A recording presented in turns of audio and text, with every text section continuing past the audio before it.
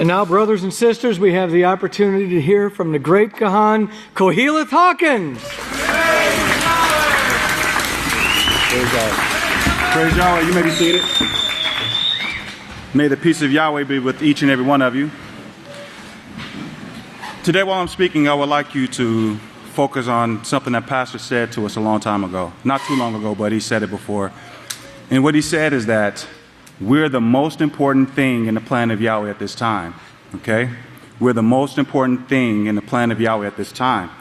And what I want to do is I want to kind of go over the plan of Yahweh briefly so that we can really get in our minds why we were created. And remember, Pastor said that we were created because of Yahweh's care and concern for others. And this is why we were created. Now, if you'll open up your books to Genesis chapter 1, and we'll start with our review. And consider this basically foundational scriptures that can help us stay firmly established in the house of Yahweh. Okay, because we shouldn't be deceived in these last days if we keep ourselves tethered to the choicest branch. Okay, it's only when we allow ourselves to think outside of what we've been taught that we find ourselves in trouble. And so we're going to go over basic scriptures so that we can continue to stay rooted and firmly grounded in the faith. In Genesis chapter 1, verse 1, it says, "In the beginning, Yahweh created the heavens and the earth. Now the earth became without form and empty, and darkness was upon the face of the deep. And the Spirit of Yahweh was hovering over the face of the waters." Now let's take a look at the footnote here, where Pastor explains to us what this darkness is. In the footnote under the letter B, it says darkness, meaning to be led astray because of false doctrine. Okay, to be led astray because of false doctrine. And then it shows you the books where this information is found in. And then further down, it shows that there's misery, death, destruction, ignorance, wickedness, and sorrow. And all of these things are caused because of false doctrine. Okay, when you go outside and listen to those who try to teach you outside of Yahweh's law. Okay, and in Genesis 1:3 here it says, "And Yahweh said, let there be light. And remember, if they speak not according to the laws and the prophecies, then there is no light in them." Okay, now hold your place there in Genesis and open up to Psalms chapter 82, which is found on page 461. Psalms 82.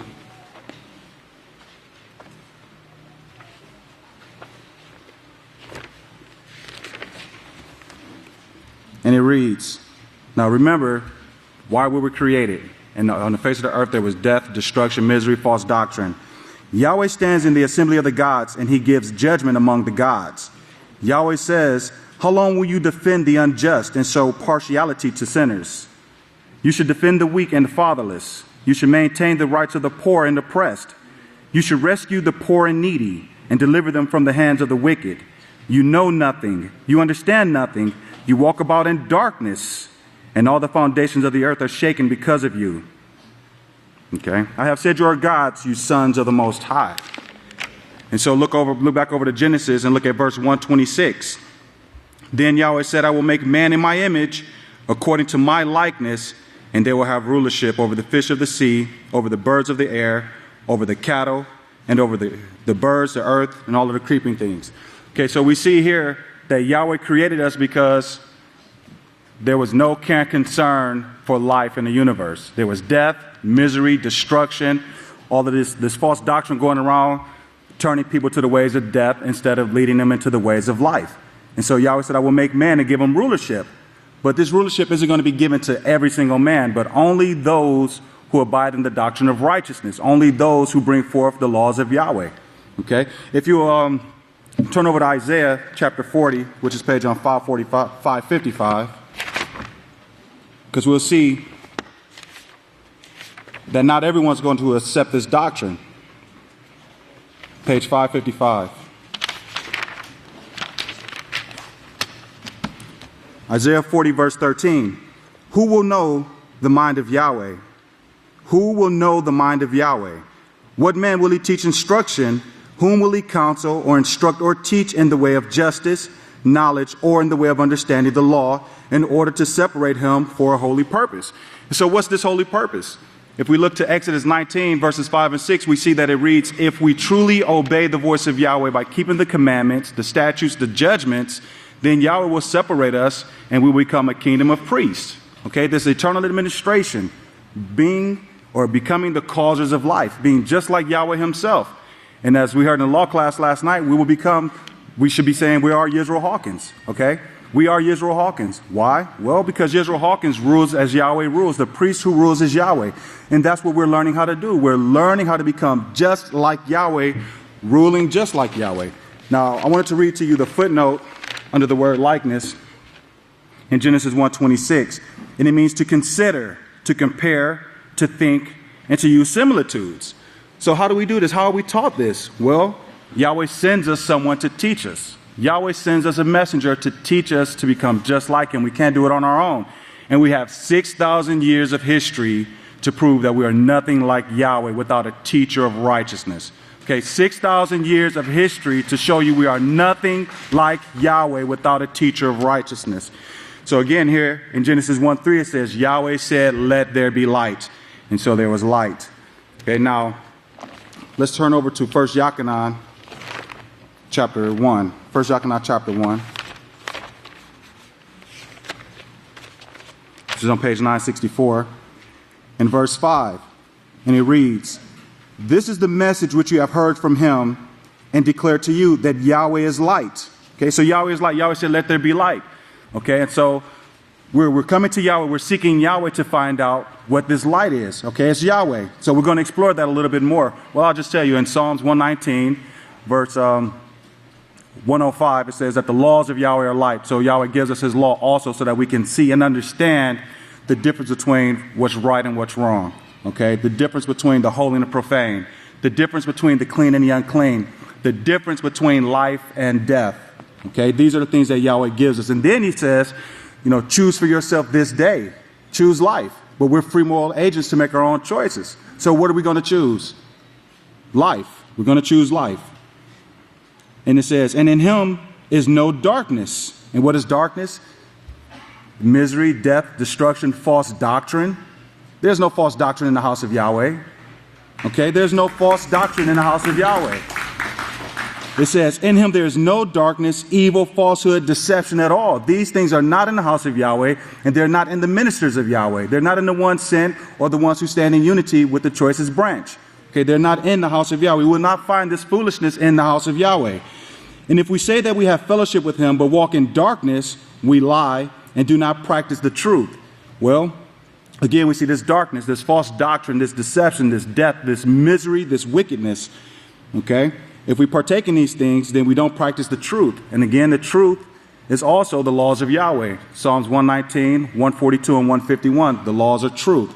So the light is truth, the laws are truth. And if we practice these things, then we walk uprightly in the sight of Yahweh. Okay, let's explore this a little bit more. Let's look over to Yochanan chapter 1.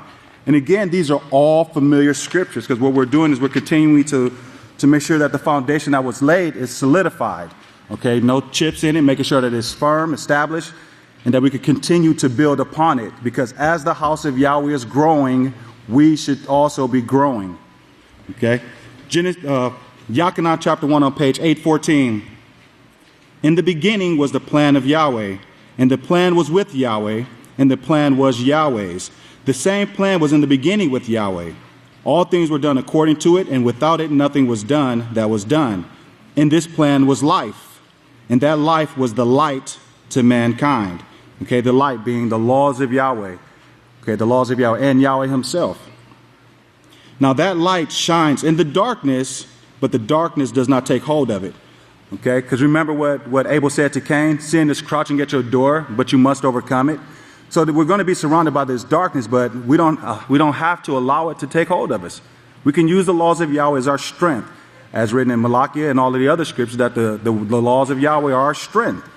Okay, Isaiah 33:6 says that in this time period, the laws of Yahweh will be our strength and stability. It keeps us firmly established, firmly grounded in the doctrine of life. Now let's look over to, Isaiah 49. Because we're going to continue on in his light just a little bit here. Isaiah chapter 49. Because we see Yahweh is this light, the laws are light.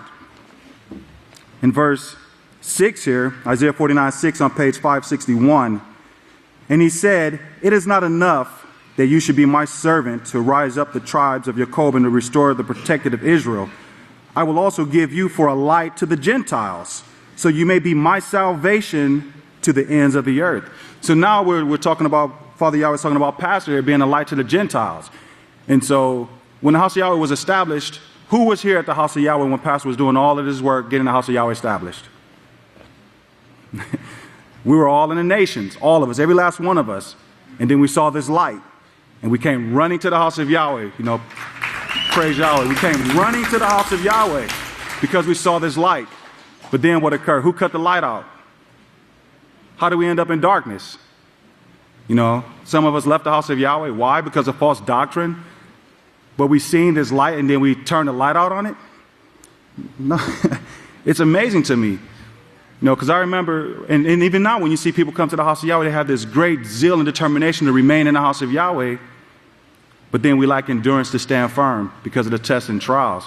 One of the apostles wrote that, you know, we shouldn't, like when these tests and trials come upon us, it shouldn't be like some alien thing have befallen us. We know we're going to go through tests and trials. That's just a part of Yahweh figuring out, you know, what'll make or break us. He's not trying to break us. He's not trying to break us. He wants everyone to be in the kingdom. The will of Yahweh is that none shall perish. So Yahweh's not trying to break us, but he's trying to build us so that we can have his character so that we will never break. Okay, so we will never, ever, ever break. Because the world, the universe can never come to what the earth is coming to in these last days. You know, we're going to be the ones that make sure that these things never, ever occur again. So we have to go through it. Yeshua had to go through what he went through. He's never going to allow these things to occur again. Okay, and we have to be in unity with this. So when we suffer, again, rejoice. Rejoice in all of these things because we're becoming just like Yahweh, and we have to know that. We have to know that Yahweh is in complete control of all of these things, and we should rejoice in those things. But pastor is this light to us in these last days, and the salvation of Yahweh. Okay, let's take a look at Zechariah chapter 4 on page 719. Zechariah chapter 4 on page 719. Because we're going to talk about pastor here just a little bit. So he is this light to the Gentiles, the light to the nations. He's our light. In verse 14 it says, well, let me start in verse 13. And he answered me and said, do you not know who these are? And I said, no, my ruler. Then he said, these are the two anointed ones who stand for the supreme ruler of the whole earth. And the reason I wanted to read that is to show you where pastor stands in these last days. He stands for the supreme ruler of all the earth. So how can we stand against pastor when he represents Yahweh in these last days? He's Yahweh's representative, teaching us to become just like Yahweh. So we can't stand against that. We shouldn't, but it's your choice. Chapter 5, verse 5. Then the Malach who was speaking with me came forward and said to me, lift up your eyes now and understand that which is sent by commandment. Okay, it was sent by commandment or by the law. And I asked, what is it? And he said, this is the ephah, the standard of perfection, which is sent by Yahweh's law. Then he added, this is honor, knowledge, and understanding throughout the whole earth. And you have to have a teacher to bring forth this standard of perfection. And remember when the young man went to Yeshua and said, what righteous things should I do in order to enter into the kingdom of Yahweh? And Yeshua said, there is one who is the standard of perfection, and that is Yahweh. And so if you would have eternal life, then keep the laws of Yahweh. And this is the teaching, the same teaching from the very beginning. And in fact, it's the same thing that Abel told Cain. He said, if you do righteousness, will you not be accepted? If you do righteousness, will you not be accepted? But what occurred to the one who wasn't righteous? He killed his brother. He walked in darkness. Okay, we can't be like that. We have to pay attention to the doctrine because this is the honor and the knowledge and the understanding that is going to go out throughout the entire earth. But who's going to do it? Those who take hold of the teachings and then go out and teach what we've learned. Okay, this is us. We're going to go out and teach these things to the entire earth. Verse 9, then I lifted up my eyes and looked, and behold, two women, the last two heirs of the house of Yahweh, sent with commandment. The Spirit of Yahweh came and overspread them, and they were covered with the covering of saints, and exalted, magnified, and extolled the ephah, the standard of perfection sent by Yahweh's laws. And this is the important part, separating the way of the world from the way of Yahweh. And that's pastor's job, to separate the way of the world from the way of Yahweh. And then I said to the Malach who was speaking with me, where are they? Well, we found them. We found them, the two witnesses. Where are they, the two witnesses, going with the ephah? And he said to me, to build the house of Yahweh, according to the standard of perfection sent by Yahweh's laws in the Babylonish land, which does not yet exist. And it will be established at that time when the two witnesses are called out to do their work as the established place, the habitation of the house of Yahweh. Now, we see here that pastor has a job. He's a representative of the supreme ruler of the whole earth, and he stands for Yahweh. Now, if you turn over to Daniel chapter 12, I want to show you something here also, another familiar scripture. We see here that pastor stands for the supreme ruler of all the earth. And in Daniel chapter 12, verse 1, it says, remember over here in Zechariah 5:11, it says, and at that time, pastor or the two witnesses will build the house of Yahweh. At that time, they will establish the house. Daniel 12:1, and at that time will Micaiah stand up. Who is Micaiah? He who is like Yahweh. And it's been brought out that this is speaking of he who rules as Yahweh. At that time he will stand up, the great ruler who stands for the children of your people. And there will be a time of trouble such as never was since there was a nation to that same time. And at that time your people will be delivered, everyone who will be found written in the book of life. So how is their deliverance? Remember, it's the reverence of Yahweh. Those who keep the laws of Yahweh will be saved. Okay, not just the hearers of the law, but those who keep the law, those who perform and keep every single law that are being taught here at the great house of Yahweh. And see, and this is pastor standing up for the people, standing with us, presenting us to Father Yahweh. Okay, he's standing for Father Yahweh and he's standing for the people, teaching us, bringing us to Father Yahweh. And he has an awesome position, and there's no way that we shouldn't rejoice in the fact that Yahweh has trained him to do this great job in these last days so that we can have the opportunity to be here and to be able to one day see Father Yahweh. It's an awesome, awesome blessing and a wonderful plan that Yahweh has created in this time period. And remember, it's also that we can become like Yahweh so that we can eliminate the suffering, the death, the misery, the wickedness. Okay, but we have to start with knowing the doctrine of Yahweh. We can't fall for the false doctrines. We have to pay close attention to what's being taught here at the house of Yahweh. Because Father Yahweh shows us here that the house of Yahweh was established with the standard of perfection, bringing forth this standard of perfection. And Yahweh is this standard of perfection. And so to build the house of Yahweh, Father Yahweh went through great detail, and he guarded his plan very closely to make sure that things came about exactly the way that he wanted these things to come about. He didn't give us the 6,000 years of history. He didn't establish the Garden of Eden and put man there to take care of the garden and then remove the man, allow him to have a carnal mind and say, okay, now find your way back to the house of Yahweh. He didn't allow pastor to be born at the furthest parts of the earth, at the ends of the earth, and then tell him, okay, now leave there, be a policeman, do this, do that. Now go to Abelin and just build a building. All this wasn't done to build this particular building. Turn over to 1 Corinthians chapter 3. On page 889. On page 889. 1 Corinthians chapter 3, verse 16. Do you not understand that you are the house of Yahweh and that the Spirit of Yahweh dwells in you? Okay? Now these signs should mean a lot more to you. What do they say? I can't read them from back here. There's a sign right there and over there. I am the house of Yahweh. Do you not understand that you are the house of Yahweh? So when pastor was being trained by Yahweh to do this great work, it wasn't to come and just build this building, but to build us, okay? To build us. We are the house of Yahweh, okay? And so we have to pay close attention to these things because remember, if we defile the house of Yahweh, verse 17, if anyone defiles the house of Yahweh, then we will be destroyed. For the house of Yahweh is holy, which we are. And so we have to pay close attention because we are the house of Yahweh and we're the houses that pastor is building in righteousness so that we can be presented to Father Yahweh.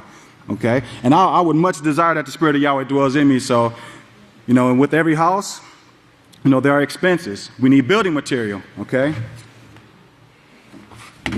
You need building materials to build your house. Okay? And you don't have to pay for all the material. We have free material all over the place, too. So there's no excuse why the houses shouldn't be built in these last days. But it takes time and effort. Okay? Time and effort. You have to build the house. We have to build the house of Yahweh. Okay? If you'll turn over to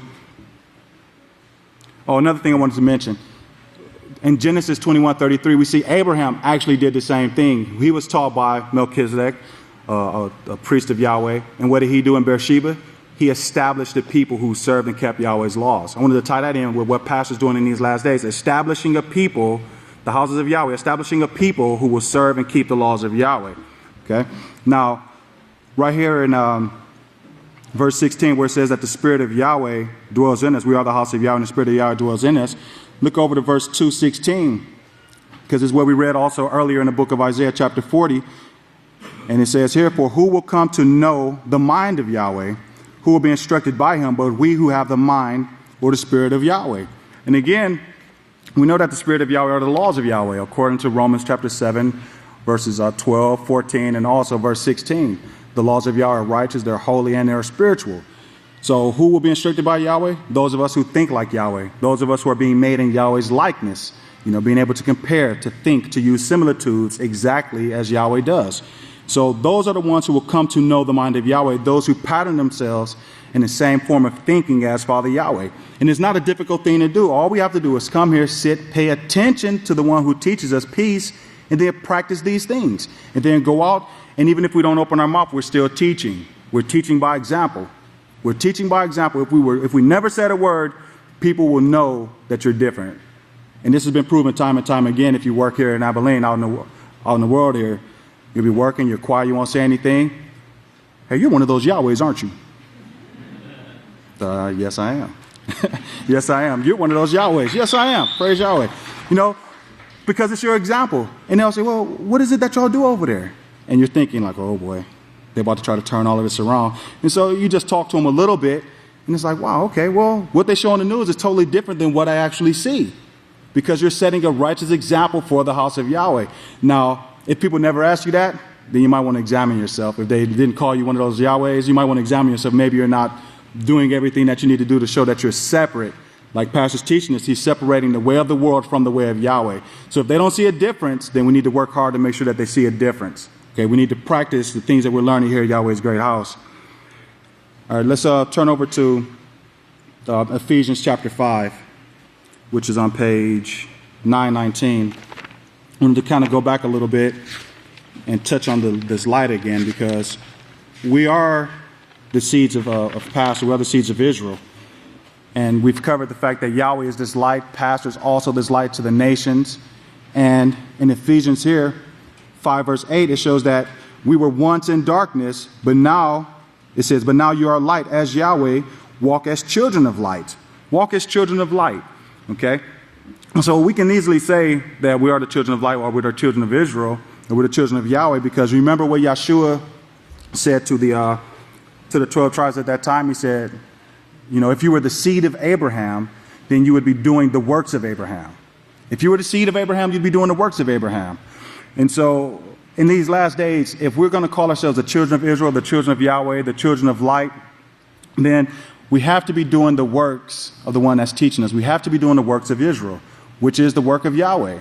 Okay, because remember, Yeshua also said that he works and his Father works. And Pastor can say the same thing. We know Pastor works. Okay, we know Pastor works. He works very hard on our behalf. And so if we want to say that, Pastor is our teacher, our Father, if we're the seeds of Israel Hawkins, then we have to be doing the same thing that he's doing. Remember, he said that, he's Yahweh to us, and we need to become Yahweh to him. We need to work together, working together, tethered, joined together so that he can stand for us. Okay? We have to do it. Let's look at, let's see. Actually, I want to go to one of these books here, the respect book, because in the definition of respect reveals a lot of things in this piece of solution. I want to read you the definition. On page 3 of the respect unit in the piece of solution character education program, it says, respect means to recognize the value of people and things and to treat them with consideration, care, and concern. Okay, did that sound familiar? It sounds like it's the very reason why we were created, right? It sounds like the very reason why we were created, because Yahweh values life. He values and respects other people's possessions, their right to have life, and he even wants people to live in abundance, to have our needs met. Okay? And so that's what we have to, we need to have that same goal to want to make sure that people's needs are met. And that's why we have to remove selfishness from our character. We have to remove the me. We have to remove that from our speech, because it's not about me, it's about us. It's about you. Okay? And it's about the rest of the world. The most important thing that we can do for the world today is not to go out as individuals and try to pull people into the house of Yahweh. The most important thing that we can do to be a benefit is to come to all of the classes and become thoroughly trained, so when we're sent, then we can teach them. Okay, we can't go out on our own. We have to become trained and then become sent to teach. And there's a lot of great teachers in Yahweh's house right now. And Pastor said a long time ago, I remember one feast when there was no one ordained into the office of priest, and he said, there's a lot of men capable of doing the job right now, but Yahweh knows what he's doing. Yahweh knows what he's doing, so be patient, because it's coming. Because remember, all of us who endure will be raised up as a priest in that day. So the offices are there. We need to just continue to become trained, stand in our place, and make sure that the house of Yahweh remains operational. Well, it's going to remain operational. It's just whether or not we're going to be here. Okay? The house of Yahweh is going to go on forever. Yahweh said that. And remember, there's no falsehood, deception, or anything in Yahweh at all. He says it's going to remain forever. And so it's going to remain forever. This light is not going to go out. Okay? We need to be a part of it. So, in conclusion, I wanted to read Yachanan chapter 6. Yes, Yachanan chapter 6, which is found on page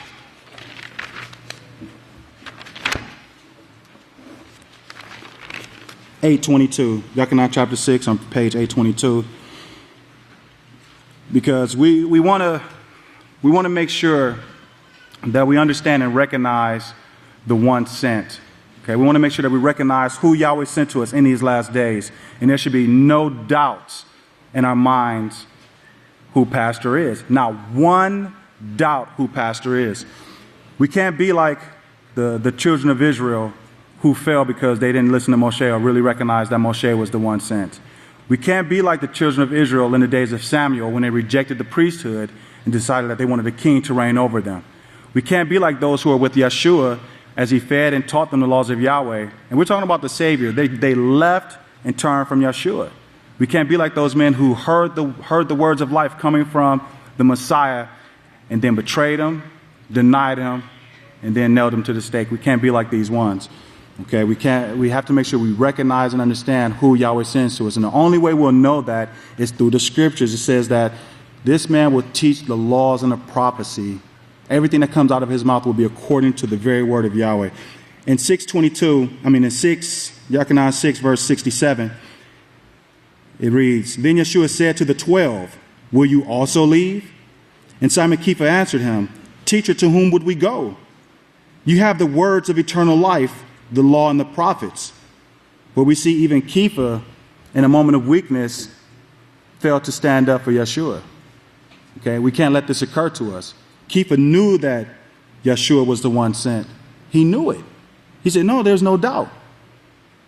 You know, there's no doubt. You are the one sent.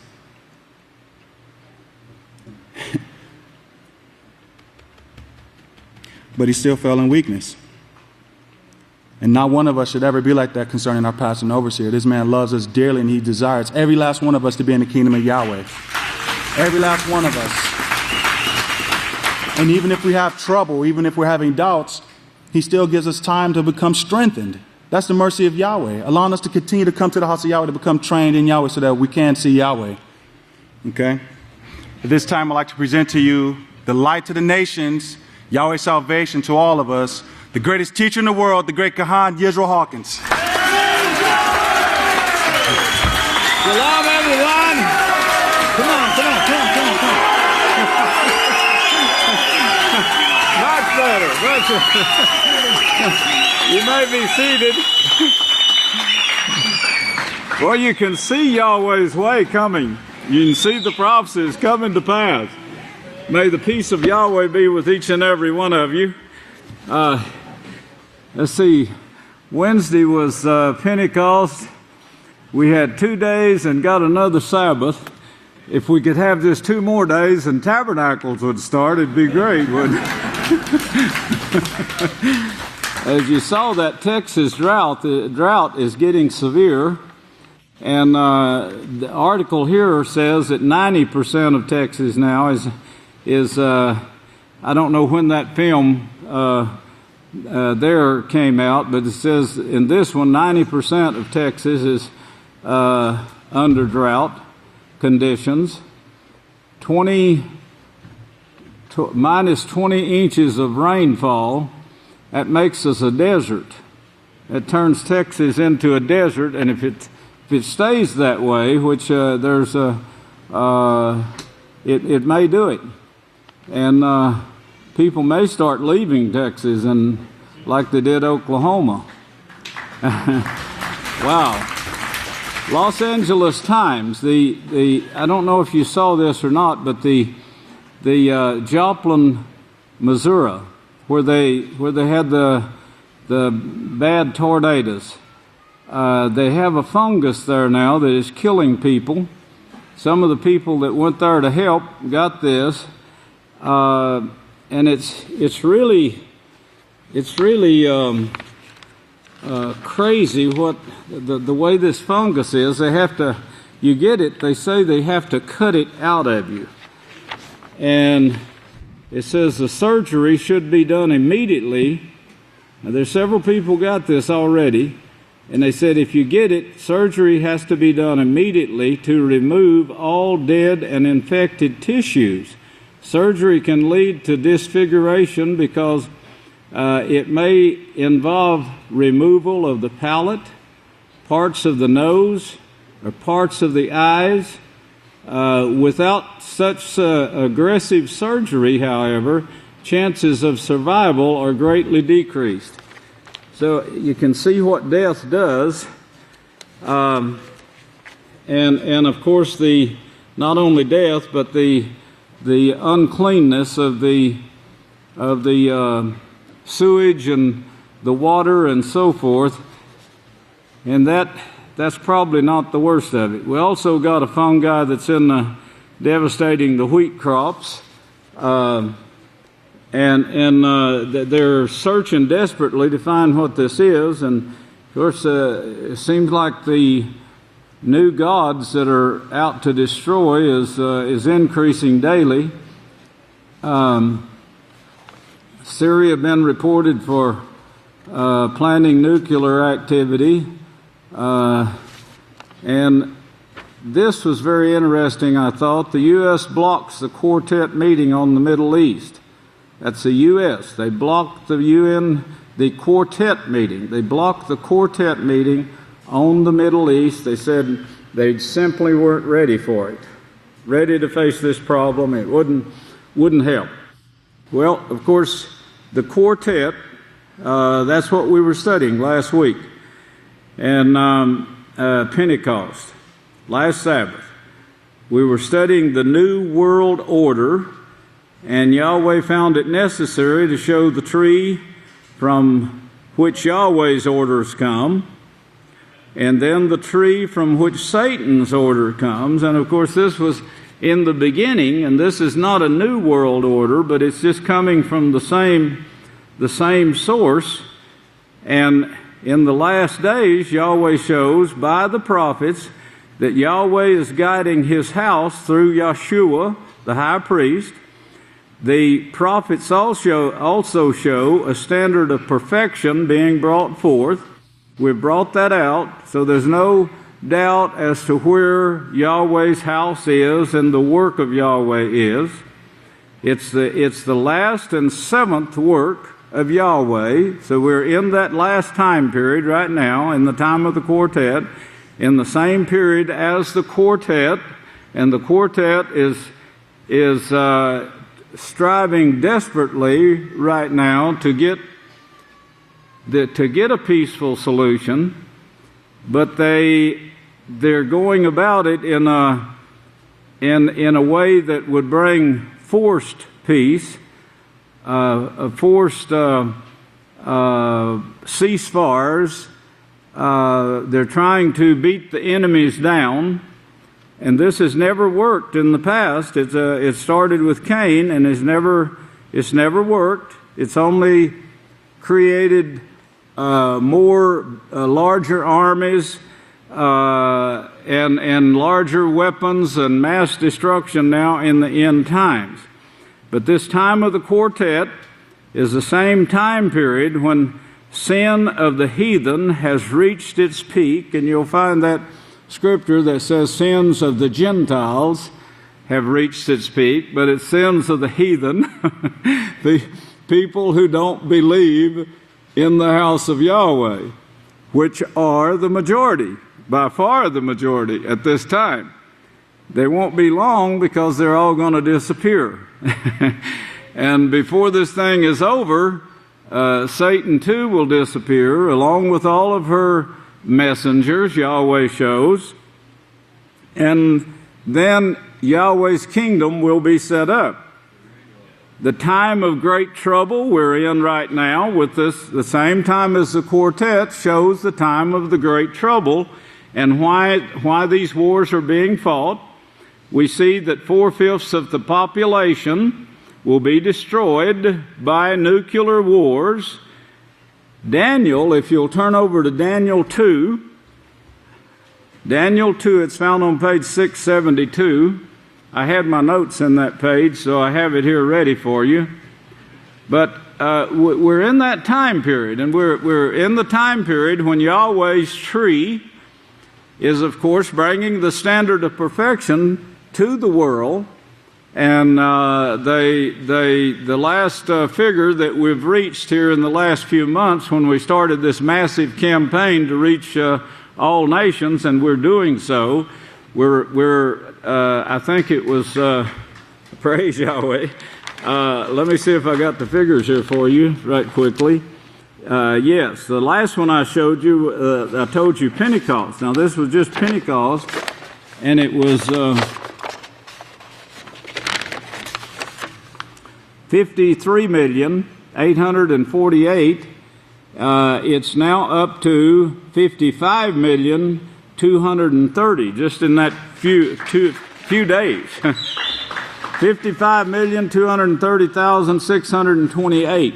So his work is taking the standard of perfection, just like he said, to all the world. At the same time, the quartet is striving to save the world and trying to save the oil supply, trying to be able to govern the oil supply, is the time period that his house would be established and do its work. And he tells you what work that will be. The standard of perfection, of course, is Yahweh's laws that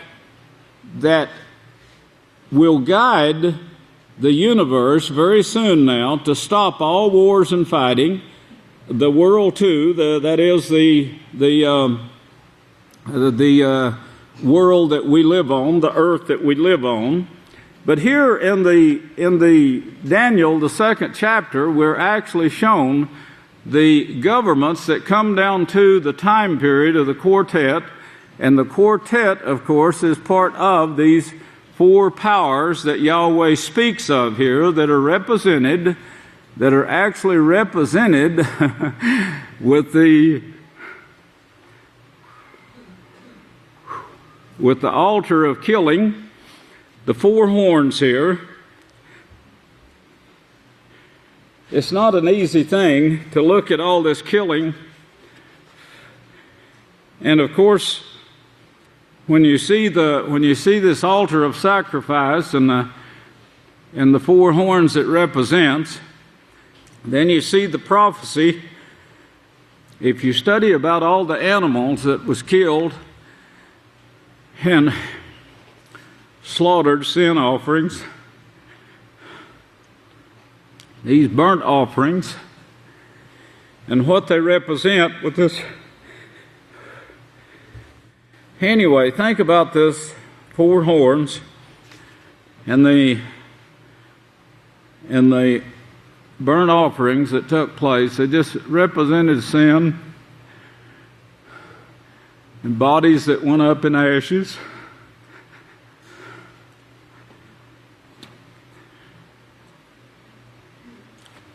Well, I can't talk about that any longer.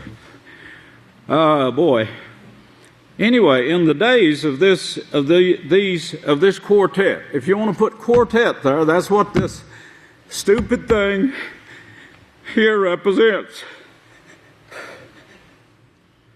In the days of this quartet, and that's what this represents, these four powers that have grown worse.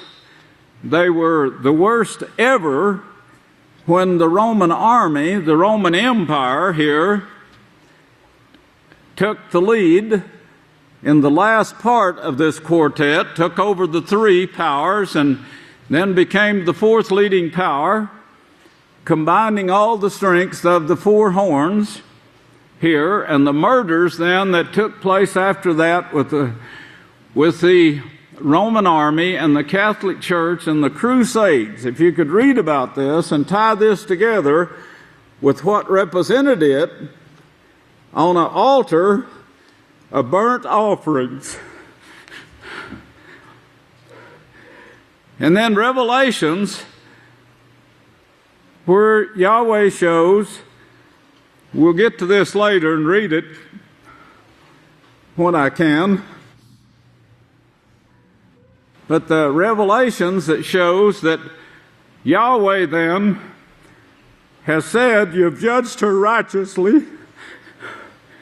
Then comes, and you've laid it on them, what they've been doing with their murders of men, women, and children, represented as sin and laid on the altar as a reminder of their sins. Yet they keep going with their sins.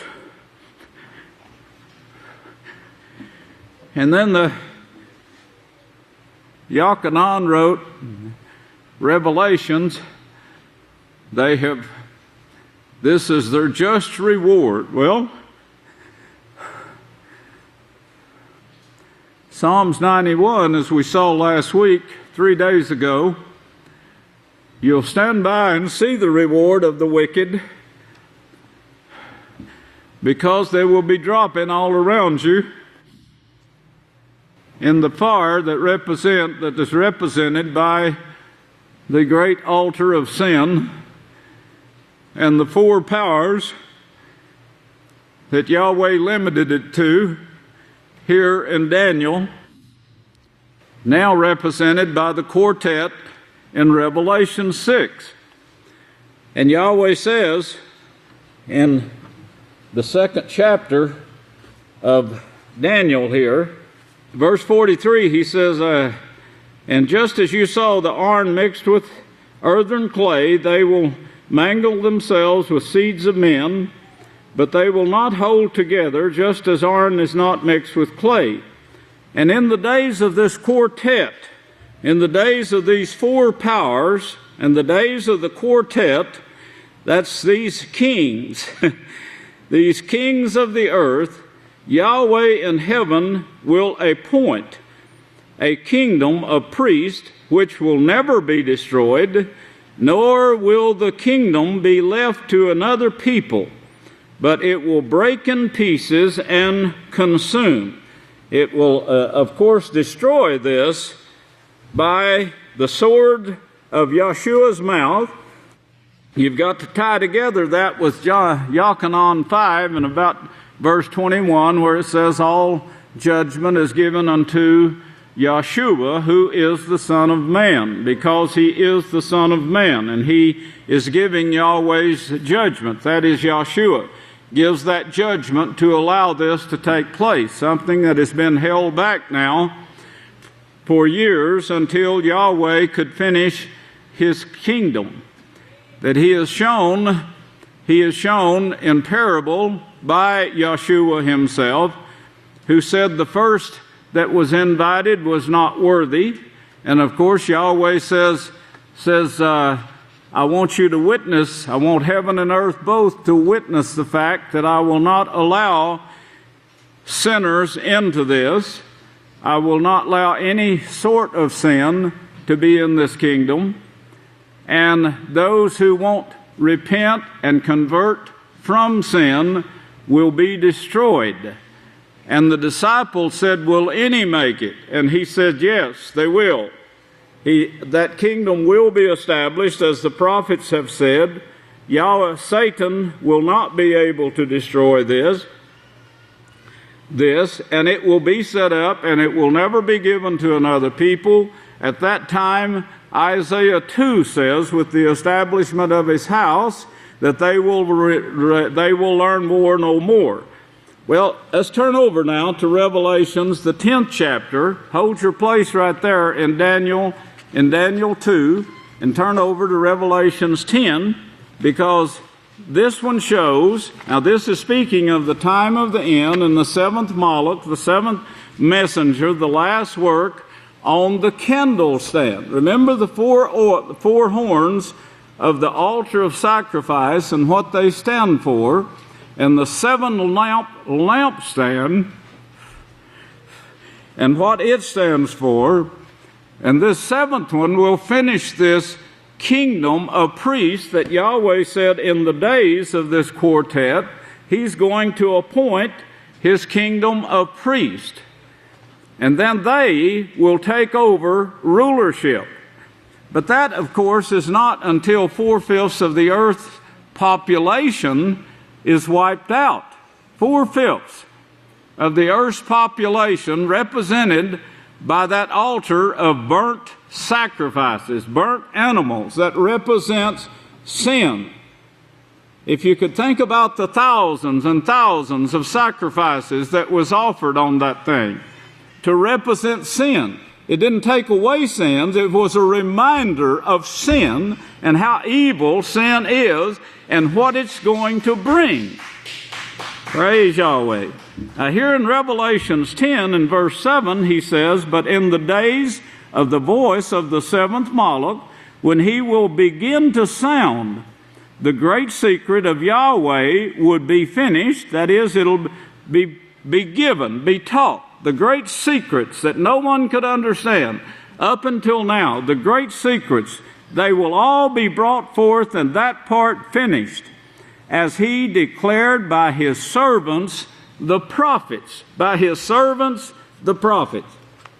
Well, now, in last week's sermon, we were taught, let's go back to Psalms 91. Psalms 91, because it talks about us in Psalms 91. It speaks of the house of Yahweh, and it speaks of people who have appointments with Yahweh. If you're missing out of the house of Yahweh, it's not like it is in the churches.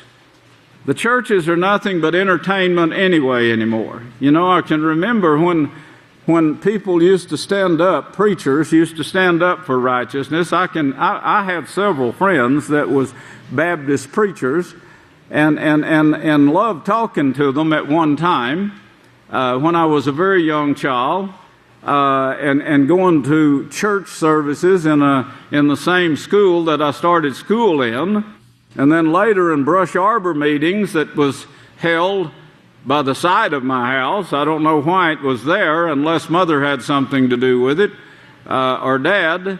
But they always set up the Brush Arbor meetings right close to our house, and of course it wasn't over 50 or 100 yards from our house, and you would see all these wagons start coming in about sunset and parking in the field.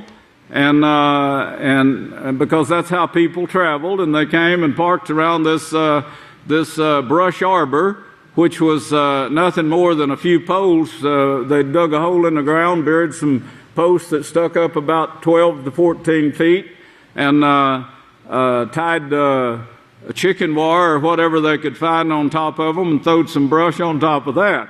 Now, they held services of a night, so I don't know what that brush was for. Shade us from the moon, I guess, but called a brush arbor meeting, and the preachers had carbide lights, which you mix carbide with water, and they still make those lights, by the way, and this was mosquito killers because it had an open flame and drawed the bugs to it and burned them. But that's what they held the meeting with, was those carbide lights, and that's they would teach sometimes till midnight of a night before they would dismiss, and all the farmers would go home. But I remember how they fought against, uncleanness and sin and fornication at that time. You go to the blasted churches today, they're bloody as the altar is. They all support sin and death. They have actors coming in with music and making out like this is something righteous. All it is entertainment from Hollywood. You could get the same thing in your living room or bedroom from a television set, but this is what's going on in the churches today. They're as wicked as the ones that's killing, that's murdering all the people throughout the world. And more so because they're not saying anything about it, and it's their job to do so. If they'd stand in Yahweh's counsel and bring forth Yahweh's counsel, they would turn the world, Yahweh says, from its evil, from the evil of their ways. Well, they haven't, and they won't. And here in Psalms, it says in verse 8, you're going to stand by, you'll be able to see. Only with your eyes you will look, and you will see the reward of the wicked, because you have known my name.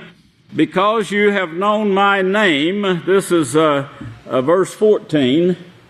And I bet you if you asked a church today, they wouldn't, most of them don't know the name Yahweh. Some of them would think that's what it means. Yeah, I know the name. It's spelled Y-A-H-W-E-H. And that's all they know about what this verse means too. Because you have known my name. I want to expound on that just a little bit, because of the fact that it's not just to know what the name is. It's to know what that name stands for. And it gets so deep, it would take me a year to cover it totally, I do believe, but we will work at it to cover it enough where you'll at least understand, and then go from there. But anyway, the Psalms 91 and verse 6, it shows you the last days there. It says the pestilence and the darkness that comes with the destruction. As Yeshua said, he emphasized on that and said the sun would be darkened, the moon would not give her light either. The stars would fall from heaven because the powers of heaven would be shaken. The destruction and the waste at noonday. And then he talks about the thousands that would fall at your right hand and around you. And then in verse 3, he says, surely he will deliver you from the snare. That's the piercing wounds. And it actually means thunderbolt, like a thunderbolt. But it also means, this word fowler, it means to entangle. It's like deception, it's like the snares of Satan, who says, well, consider this. Instead of considering everything the House of Yahweh says and blocking any deception from coming in, well, consider this. And they start putting their doubts. The doubts. Well, Yahweh's already said there's going to be the doubters, and he said scoffers and so forth in the last days. I don't know why anyone would want to follow a scoffer when Yahweh says where his house is, what it's going to be called, what the names of the witnesses are that would start it, when it would be established, where it would be established. He gives you every detail and says it'll bring you to perfection if you'll follow the guides that I give you. But those snares, snares of the fowler, that is the snares of Satan, it would protect you from this. If now you'll keep his appointments, you'll keep his appointments, his appointed days. You know, I've said that the Sabbath is the most important commandment there is, because it brings you before Yahweh. It brings you to this appointment with Yahweh where he teaches you, he inspires you, and the more you have, the more he will give you. The more knowledge you gain, the harder you study, the more you will gain, the more he will bless you with that study. But you start doubting. The fearful and unbelieving will have their part where? You will stand by and see that reward of the wicked, he said. The fearful and unbelieving. Unbelieving what? All that the prophets have spoken. The prophets tell you everything. Would you rather follow a scoffer and go see a movie star perform in a church house? Is that what you want? It's not going to last long.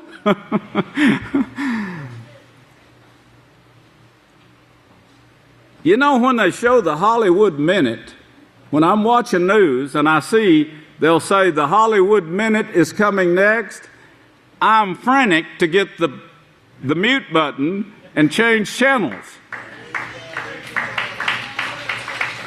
If someone is craving that kind of stuff, your mind is sick already.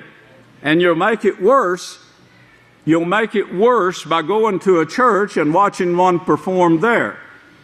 I came by a church there on 10P Lane one day. I didn't mean to, but I was in a hurry to get to the press room, and I cut through and came by this church, and here was women that I thought they just came out of a Las Vegas whorehouse that was coming out of that church building.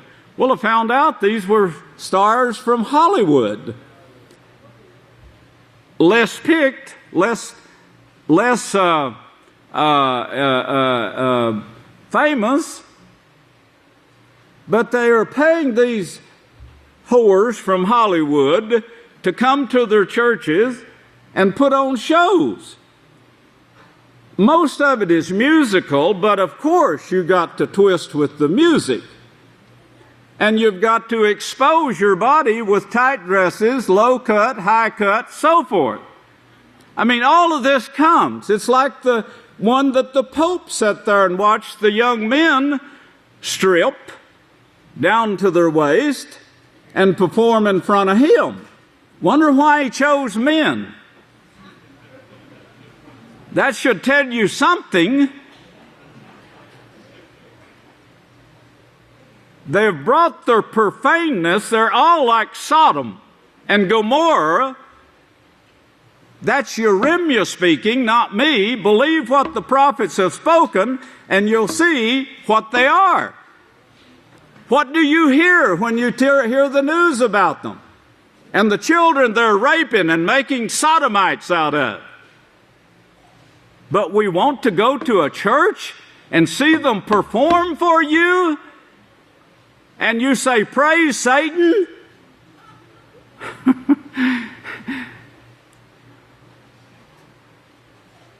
That would stink like a skunk to Yahweh.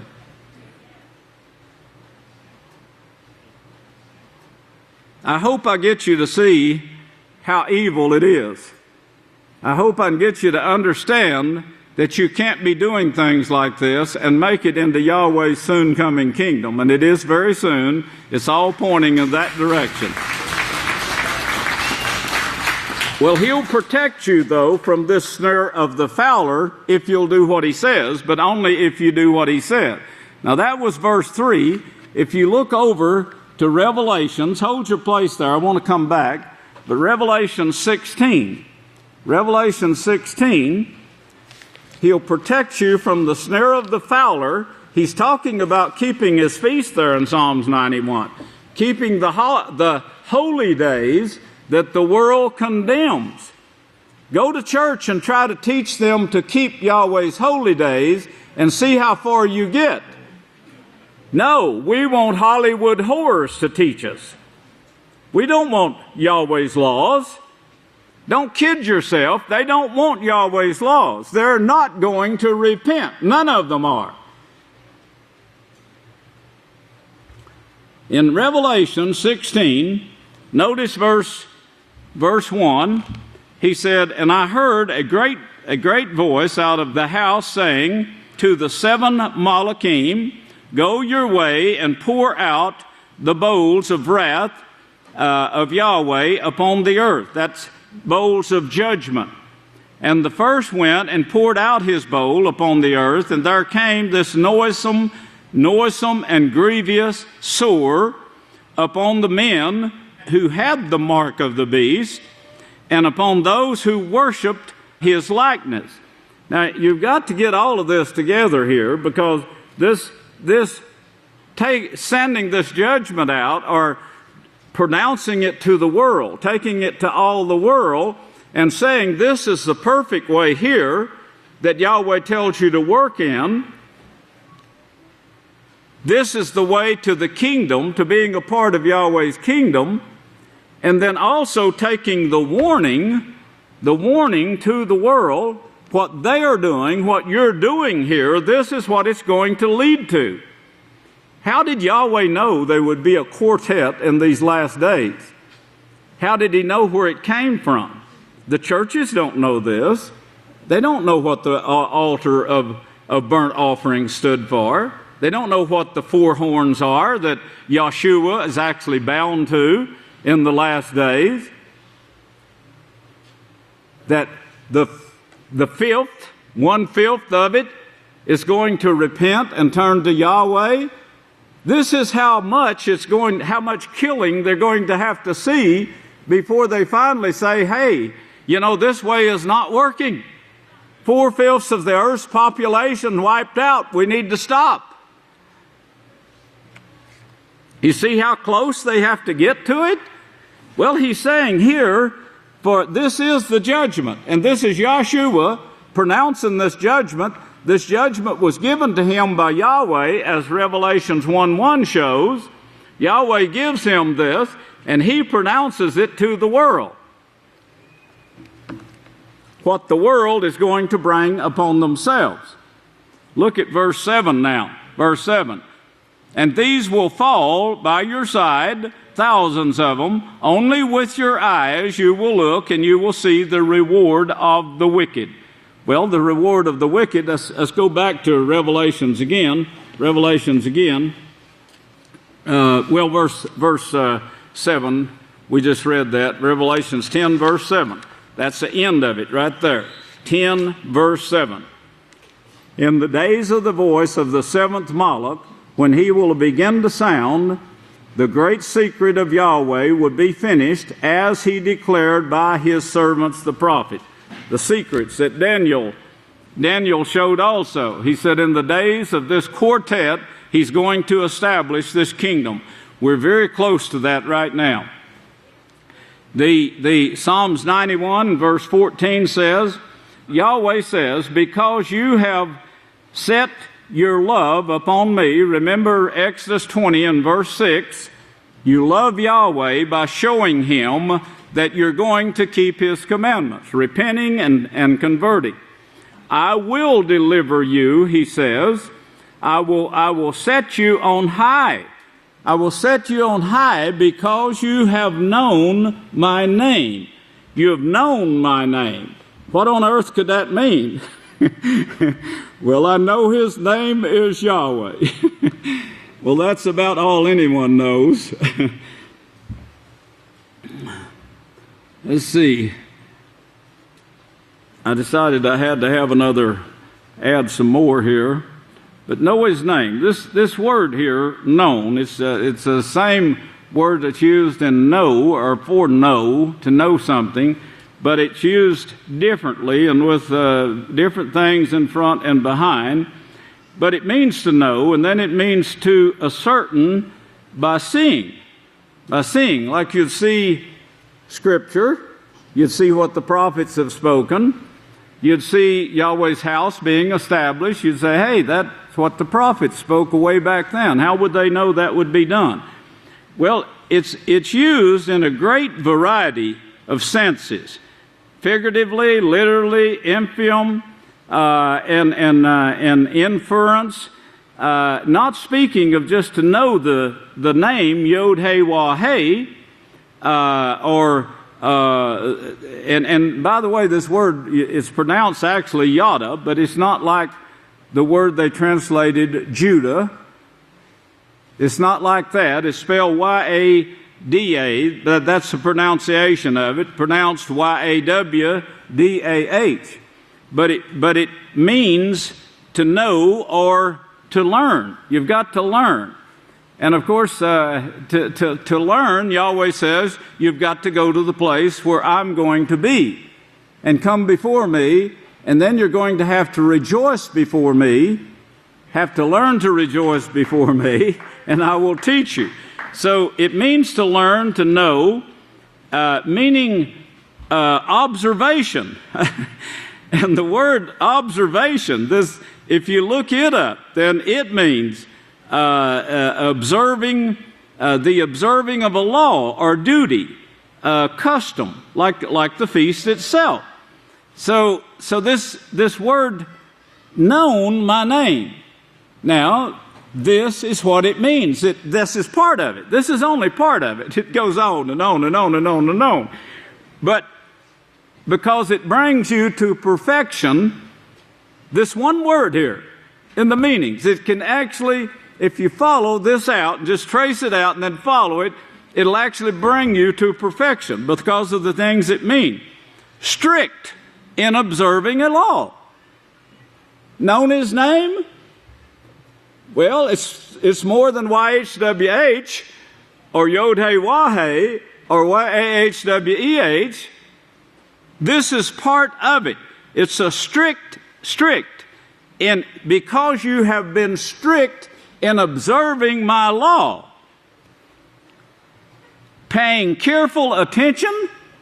When I see someone asleep, I know they're not paying careful attention, and I think how close they are to being burned. Get your sleep of a night. Start planning now for tabernacles. Don't wait till the last minute to plan to be a servant to Yahweh come the Feast of Tabernacles. Yes. Do what you're told to do with all your might. Well, it's paying careful attention to. It is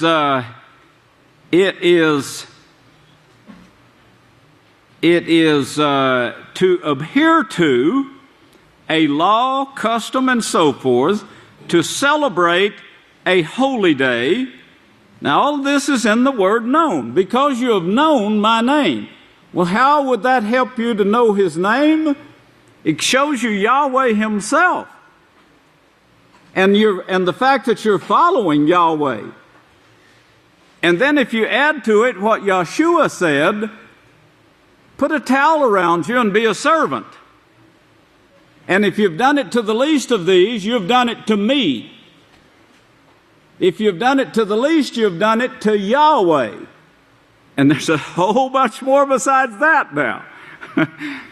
To pay special attention to arrive at, as a conclusion.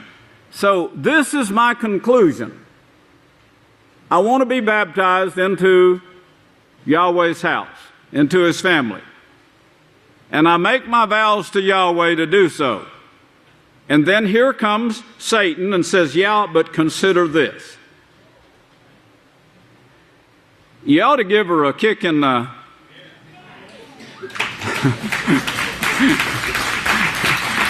You found the house. As the apostle said, why would you allow someone to turn you from it, to condemn you for keeping these new moons, Sabbath, holy days at Yahweh's house? The apostles had to fight this same thing that the house of Yahweh fights today. And that is to try to keep from losing the people that Yahweh bring here. But Yahweh says they'll leave. 3 out of 4 will leave. And that's been the pattern of the house of Yahweh. 3 out of 4 will leave.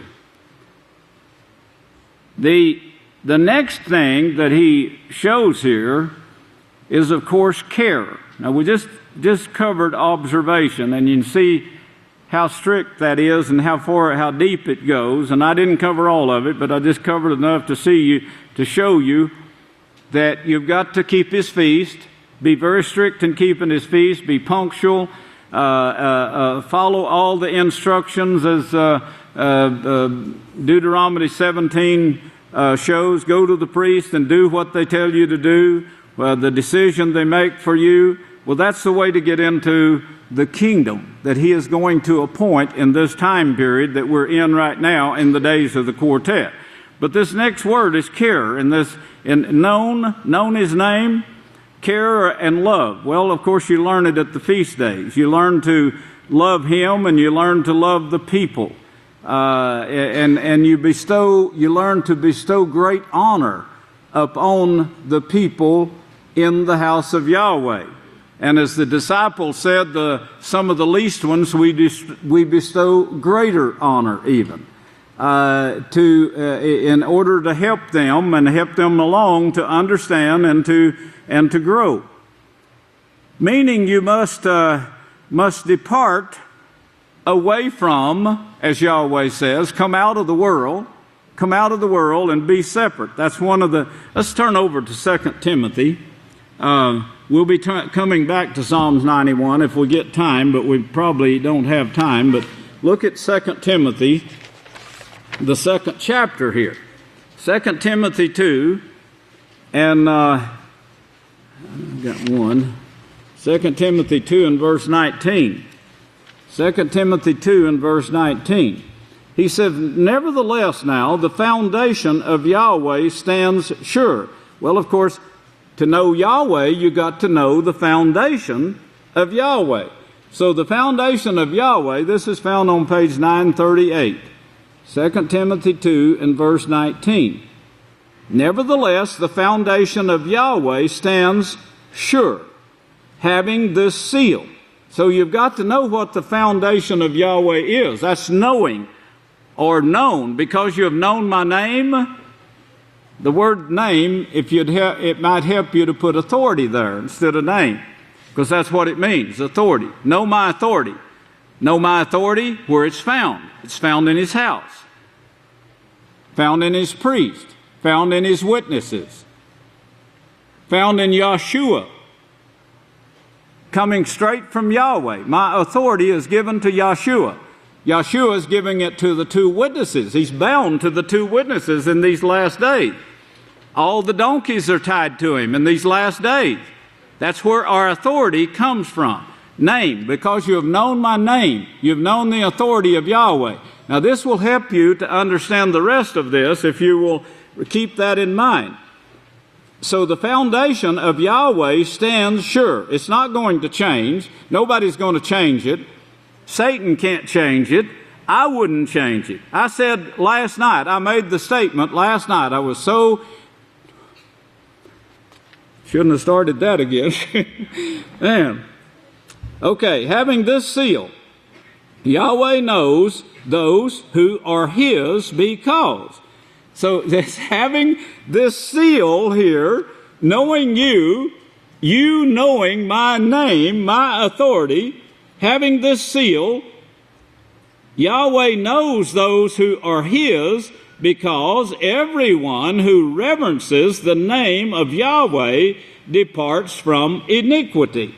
Now the foundation, hold your place right there and look over to Zechariah 8. Zechariah 8, we'll flip right back here, so don't lose your place in Timothy. Zechariah 8. Zechariah 8 and verse 9. Zechariah 8 verse 9. This is what Yahweh says. Let your hands be strong, you who hear. You who hear. Well, where would you hear now? Remember where his authority is. Seek first the kingdom of Yahweh.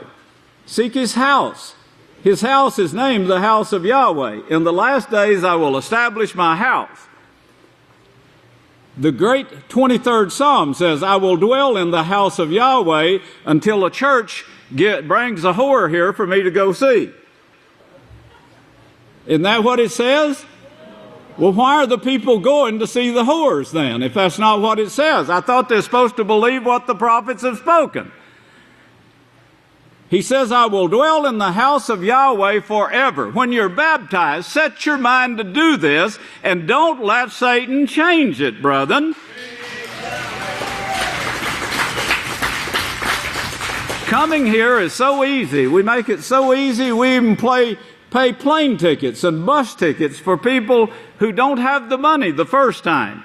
We tell them, save your second tithe now so you can come on your own the next time. But we make it so easy for people to get here and be baptized. It's up to them from now on. But once you fall away, once Satan pulls you out, it is very difficult to ever get back in the house again. How would you take it if you were standing in Yahweh's place and somebody lied to you like a dog and said, just in order to get baptized, and then show how weak they were? It'd be pretty difficult for you to believe that person the second time, right? So you'd have to bestow some greater honor upon them then, and let them be doubly honored with a test. That is an honor, to be tested. In fact, the righteous people begged for it. King David said, try my heart, Yahweh, and you'll see. It's a great honor to be tested by Yahweh for this job. It's a great job. And the world don't have it. Only the house of Yahweh has this job to offer you. You who hear in those days, now blessed are you those. This is what Yahweh of hosts says. Let your hands be strong, you who hear in those days these words by the mouth of the prophets, which in the day, the foundation of the house of Yahweh. Remember what the foundation is? It's being laid right now to get you to turn from your iniquities. That's the foundation of the house of Yahweh. It wasn't laid before us. It was only started to be laid when the house of Yahweh was established. In these last days I will establish my house, it'll preach my laws, and they'll turn from their sins, and war will stop forever. That's the prophecy. Foundation of the house of Yahweh of hosts was laid, that the temple might be rebuilt. But before those days, there was no reward. There was no reward, no testing, no trying. For almost 2,000 years, when the Indians left Galilee, when they left Galilee, that was the last of the house of Yahweh. And many of them got wiped out, killed. Their cultures was changed. They killed the parents who taught them. They put the children in schools. Schools are great, brethren. You can't get too much learning. You can't study too much. You can't put too much knowledge in your brain. They're great. But education in material things without the education of morals is a disaster. It just makes a person stronger to commit sins. The same thing is democracy. Democracy without the teaching of morals, without character education, it makes it worse. Democracy is worse than a king that they hate so bad ruling over them, if it's taught without character education. And if the politicians would just think about what I'm saying out there, if you would just think what I'm saying, when you want democracy for these countries, you should put character education with it, and you can see a country turn to peace. They would probably give you their stinking oil if you just leave them alone and let them live in peace. Well, Galilee wanted education. They had the right education. And they had enough education for everyone to live comfortably and abundantly, actually.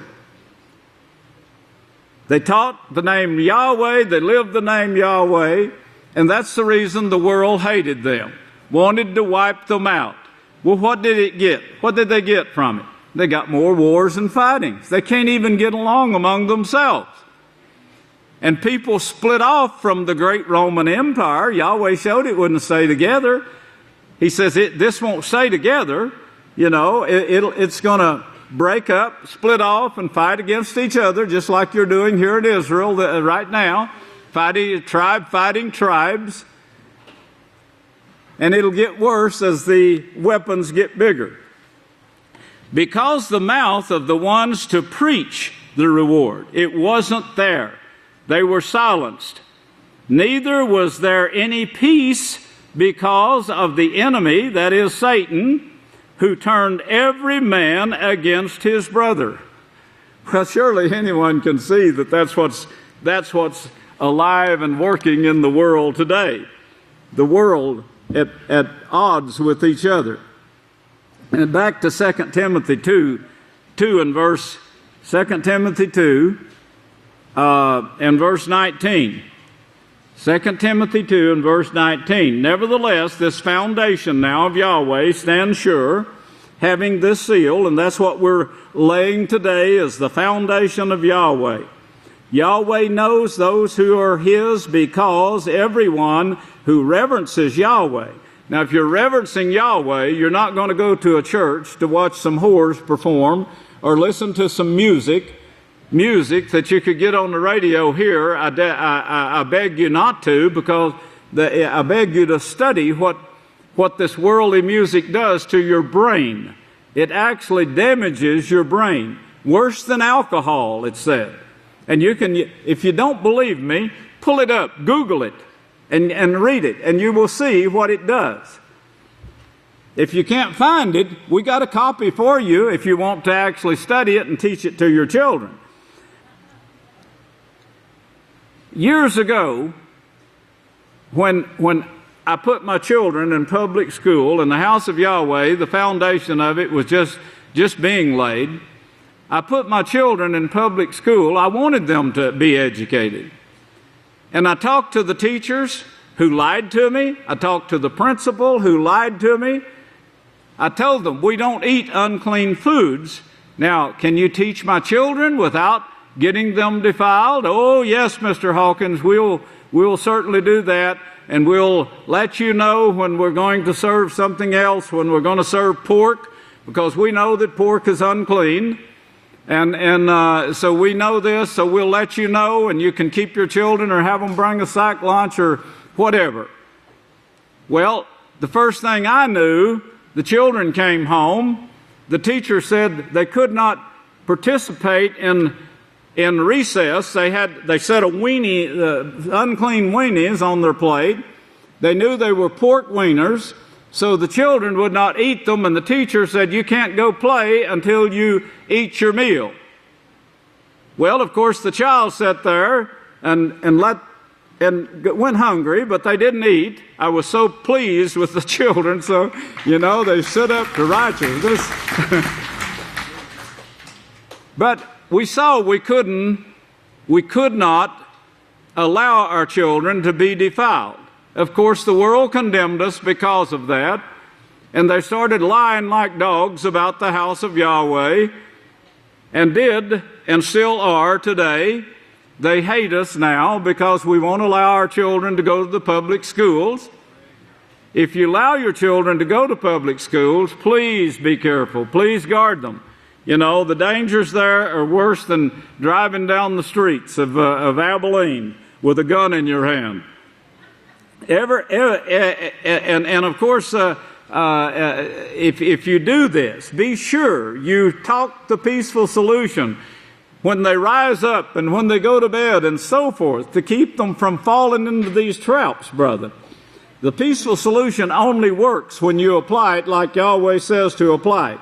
And it'll only apply when two people agree to follow those laws. But it will guide you to perfect peace. If two people agree to follow it, there's no way they can get anything but peace out of it.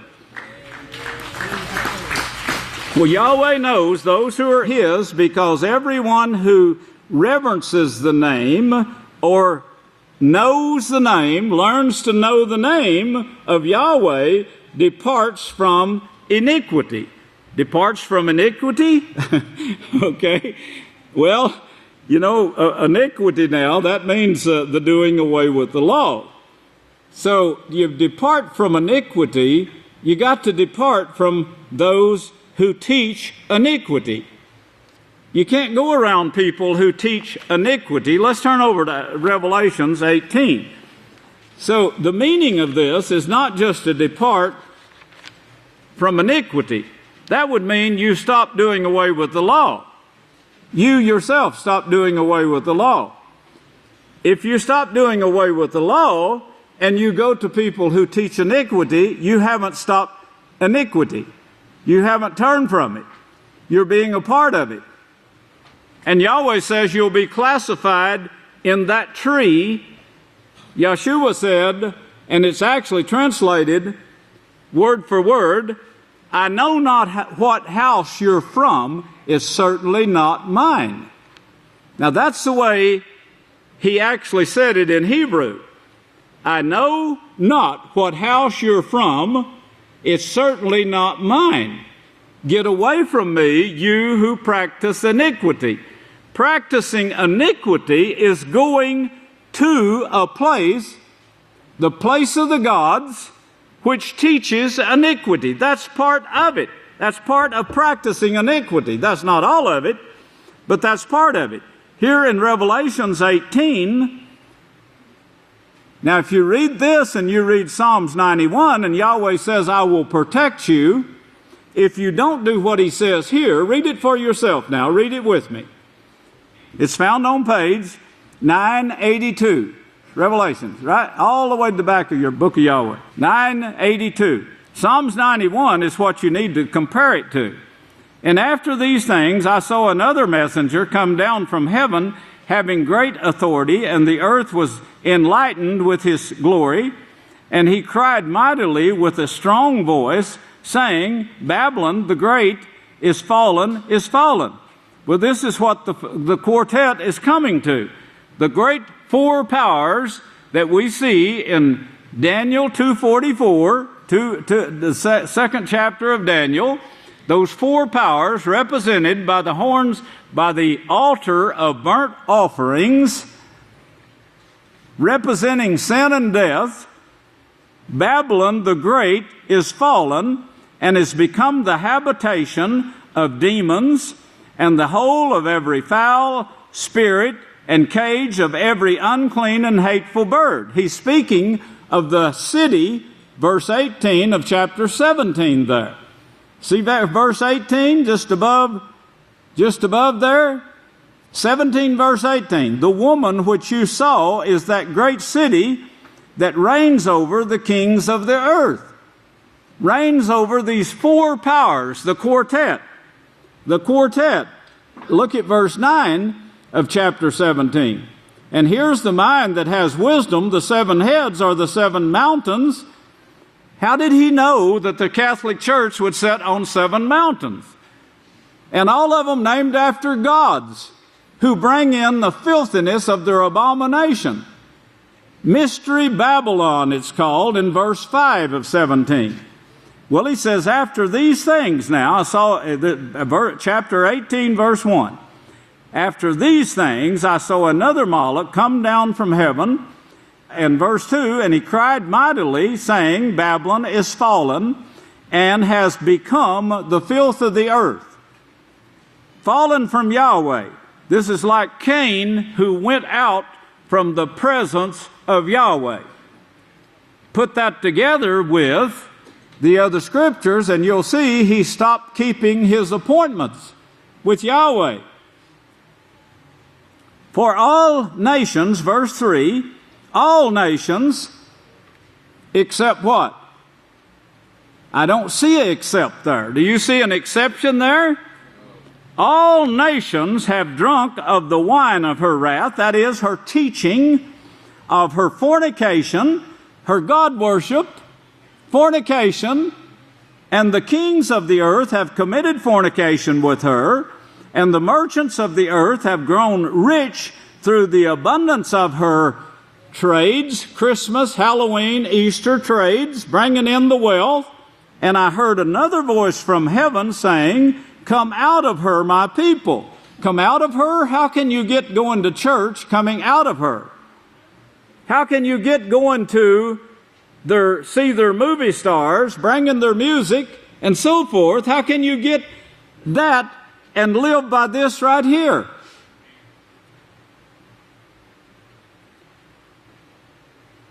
Come out of her, my people. Come out from this den of iniquity. If you still got your place in Timothy, he says the foundation, Timothy 2, verse 19, nevertheless, the foundation of Yahweh stands sure, having this seal, Yahweh knows who are his. Now, Yeshua said to the people who work iniquity, this is what we're talking about, I know not what house you are, but it's not my house you're from. Get away from me, you who practice iniquity. That's the final judgment before you're cast into the lake of fire, shown in Revelations, the 20, verses 11 through 15. Notice the foundation of Yahweh stands sure. There's no doubt about it. Having this seal, Yahweh knows those who are his, because everyone who reverences the name, everyone who knows the name, everyone who comes to know the name departs from iniquity. Departs from iniquity. Now back to Revelations 18. Come out of her, my people, so that you do not partake of her sins, and so that you do not receive her plagues. You're going to receive the same punishment if you go near these places or into these places. For her sins have reached unto heaven, and Yahweh has remembered her iniquities. You want to be caught in that ark?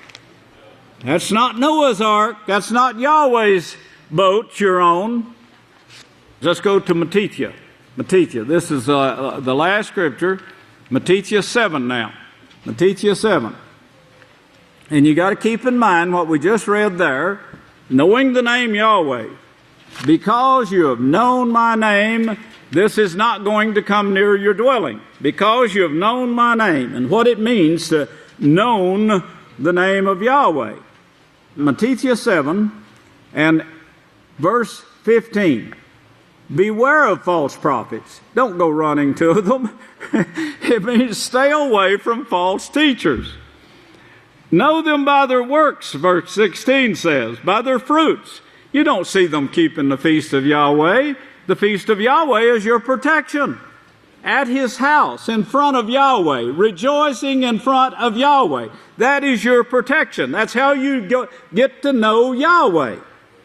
You can't see anything but righteousness in these appointed feasts of Yahweh. Praise Yahweh. Likewise, every righteous tree brings forth righteous fruits. 1 Yochanan 3, 7 and 8 says, don't let any man deceive you. He who practices righteousness is righteous. He who sins belongs to Satan the devil. Righteousness is turning away from sin, breaking the laws. Likewise, every righteous tree brings forth righteous fruit. They keep the laws of Yahweh. They keep the appointments at Yahweh's house where he commands them to keep it. But a tree of evil brings forth iniquity, doing away with this law and doing what you want to do. Don't let this occur to you, he says, every man doing what is pleasing in his own eyes. Oh, it's very pleasing to let your lust go wild until they throw you in the hospital or your brain is ruined and you pull a trigger or something like this, kill or get killed. A righteous tree cannot bring forth iniquity. It cannot. So you see a person going to evil, you know that person is not of a righteous tree. And that should show you need to get away from that person after the first and second admonition. Don't go near that person. Nor can a tree of evil bring forth fruit of righteousness. Every tree which does not bring forth righteous fruit is cut down and cast into the fire. You better believe this. It's not going to change. The preachers are shown right here in verse 21, 23. It says, not everyone that says unto me. Now, the King James Version has Lord. Lord. Remember the word Lord and where it comes from? Rabbi. They're worshiping the dead rabbis. They have a dead rabbi for every day of the year. His birthday they celebrate. I didn't know that's what this thing meant when they counted these beads, and they have a name that they call each day, a dead rabbi's name that they call upon for each day of the year. And then they have Halloween that stands for all of them then. Let's just combine all of these on Halloween and let's go out trick-or-treating. Boy, don't that sound righteous. What in the world does that have to do with righteousness? It's like the Easter goddess. What does she have to do with righteousness? Well, nothing, but she just fulfills our lust, you know. She was a lusty thing herself, and she teaches us to lust. Well, not everyone who calls me Rabbi, Rabbi will enter the kingdom of Yahweh, but the ones who do the will of my Father, they will enter it. Many will say unto me in that day, Teacher, teacher, have we not prophesied? Have we not preached in your name? These are the preachers you're going to, and you're going to go with them into hell fire if you don't repent and convert. But then I will declare to them, verse 23, get away from me, I never knew you, you who practice iniquity. The true translation of that is, I don't know which house you're from, but it's not mine. That's the Hebrew, the actual Hebrew.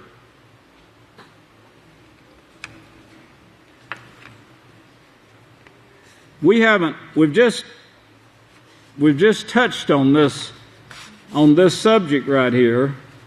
So don't think it's going to be over with really, really soon. There's a lot of stuff here that will help you in the future to, of course, guide you and keep you from falling into that trap, as Proverbs says, that trap of the wicked one, the wicked woman, whose trap is they go in but they don't come out. It's a trap of death.